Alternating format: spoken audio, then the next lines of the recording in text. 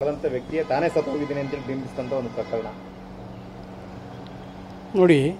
ಇದು ಇನ್ಸೂರೆನ್ಸ್ ಹಣಕ್ಕಾಗಿ ಮಾಡಿರ್ತಕ್ಕಂಥ ಒಂದು ಕೃತ್ಯ. ಇದನ್ನು ಯಾರೇ ಮಾಡಿದರೂ ಕೂಡ ತಪ್ಪು. ಇನ್ಸೂರೆನ್ಸ್ ಹಣ ಪಡೀಲಿಕ್ಕಾಗಿ ಈ ವ್ಯಕ್ತಿ ಬೇರೊಬ್ಬ ವ್ಯಕ್ತಿಯನ್ನು ಸೃಷ್ಟಿ ಮಾಡಿ ತಾನೇ ಸತ್ತೋದ ರೀತಿಯಲ್ಲಿ ಅವನನ್ನು ಕಲ್ಪಿಸಿ ಅವನನ್ನು ಕೊಲೆ ಮಾಡಿದ್ದಾನೆ.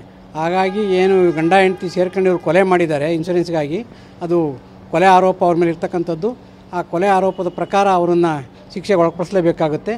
ಹಾಗೆಯೇ ಅವರು ಈಗ ಕೊಲೆ ಮಾಡಿದಂಥ ವ್ಯಕ್ತಿ ಕೊಲೆ ಆಗಿದೆ ಅಂತ ಏನು ನಂಬ್ಕೊಂಡಿದ್ರು, ಆ ವ್ಯಕ್ತಿ ಬದುಕಿದ್ದಾನೆ ಅಂತ ಗೊತ್ತಾಗಿರೋದ್ರಿಂದ ಮತ್ತು ಜೊತೆಗೆ ಅವನನ್ನು ಪೊಲೀಸ್ನವರು ತನಿಖೆಗೊಳಪಡಿಸಿ ಇವನ್ನ ಅರೆಸ್ಟ್ ಮಾಡಿ ಜೈಲಿಗೆ ಕಳಿಸಿದ್ರಿಂದ ಆ ಕುಟುಂಬ ಯಾವುದೇ ಕಾರಣಕ್ಕೂ ಈ ಇನ್ಸೂರೆನ್ಸ್ ಹಣವನ್ನು ಪಡೀಲಿಕ್ಕೆ ಅರ್ಹರಲ್ಲ.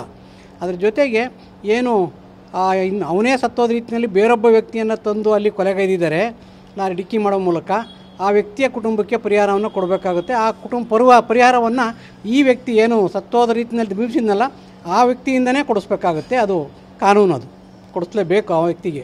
ಇಲ್ಲಾಂದರೆ ಯಾಕೆಂದರೆ ಆ ಕುಟುಂಬಕ್ಕೆ ಅನ್ಯಾಯ ಆಗಿದೆ. ಆ ವ್ಯಕ್ತಿ ಯಾರು, ಸತ್ತಂಥ ವ್ಯಕ್ತಿ ಯಾವ ಊರಿನವನು, ಅವನ ಹಿನ್ನೆಲೆ ಏನು ಅಂತಕ್ಕಂಥದ್ದನ್ನು ಪೊಲೀಸರು ವಿವರವಾಗಿ ತಿಳ್ಕೊಂಡು ಆ ವ್ಯಕ್ತಿಯ ವಿರುದ್ಧ ಈಗಾಗಲೇ ಕೃತ್ಯ ನಡೆದಿರೋದ್ರ ಬಗ್ಗೆ ಪ್ರಕರಣ ದಾಖಲು ಮಾಡಿರೋದ್ರಿಂದ ಆ ಕುಟುಂಬಕ್ಕೆ ಪರಿಹಾರ ಕೊಡಿಸೋ ರೀತಿಯಲ್ಲಿ ಮಾಡಬೇಕು. ಈ ಕೃತ್ಯ ನಡೆಸಿದಂಥ ಕುಟುಂಬಕ್ಕೆ ಶಿಕ್ಷೆಯನ್ನು ಕೊಡಿಸಲೇಬೇಕು.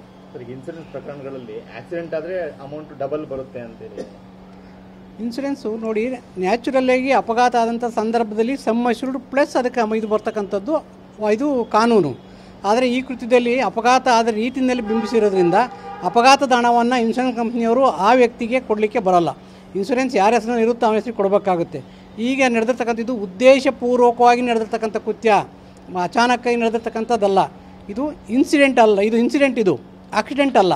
ಹಾಗಾಗಿ ಈ ವ್ಯಕ್ತಿ ಇದು ಇನ್ಸೂರೆನ್ಸ್ ಕಂಪ್ನಿಯವರು ಆ ವ್ಯಕ್ತಿಗೆ ಇದು ಪರಿಹಾರ ಕೊಡಲಿಕ್ಕೆ ಬರೋಲ್ಲ.